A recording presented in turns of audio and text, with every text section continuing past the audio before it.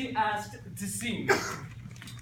Please, make yourself comfortable. Not easy to do when the air is cold enough to freeze Satan's piss. Yes, that cannot be good for the soul, can it? To be subject to such oscillations in weather, but surely a soul can contract with and expand with the air as any substance does. Exactly why I keep two souls, madam. Two? Yes, I find it provides me much greater balance, though I don't call them hot and cold, but rather left and right. Do you think it's best to go stomping around on your souls all day? Without question. To tread on the soul is to make it terrible sad, and sadness is what your poet would call experience, and experience is wisdom. Therefore, the wisest thing a man can do is to spend his day walking. The greatest fool I ever knew spent morning till night on his feet, and if ever he did offend, by the time he used to face punishment, he was already miles away.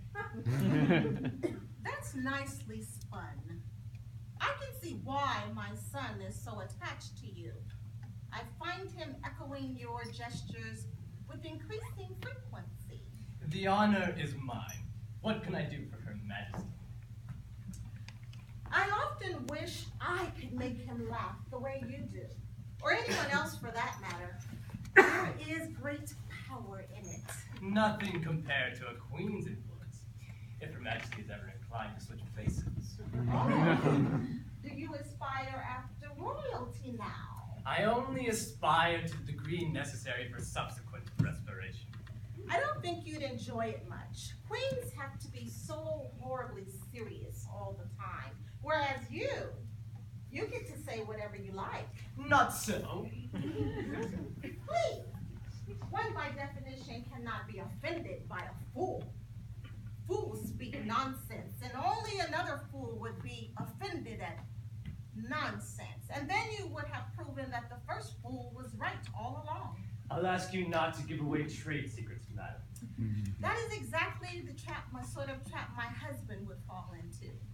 Tell me one about him. One what?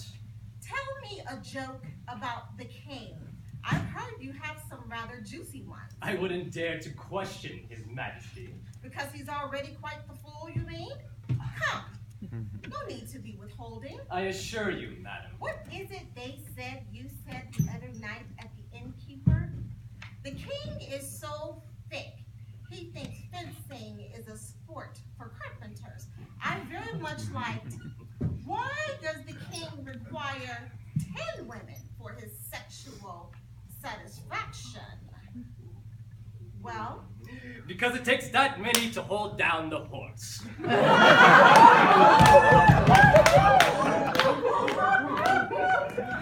Don't be misled by the fact that I'm not laughing. I do find them amusing.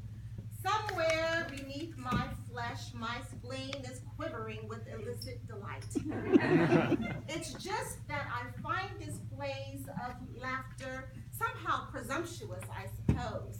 It seems vain for the mortal beast to find humor in the very life that condemns her to death. Of course, were I observed laughing at such jokes, I would be in a great deal of trouble. To impugn the king's character is an act of treason, is it not? It would be. Not a good position to find oneself in. The king is very busy at the moment, and I thought there's no need to involve him in such trivial matters. I thought instead you and I could work something out, for there's two sides to every story, of course. You haven't spoken to His Majesty. No, I have not. I can keep a secret when necessary. It is a requisite trait for anyone in the public eye. Of course. Well, would you perhaps like to hear one? Oh, then it would no longer be a secret.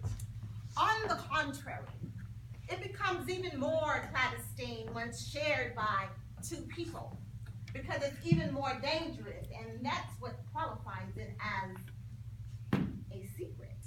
It would be an honor to hold your confidence, madam. You're too kind. You see, when I heard what you said about the king, I wondered how much you might hate him, how he treats you.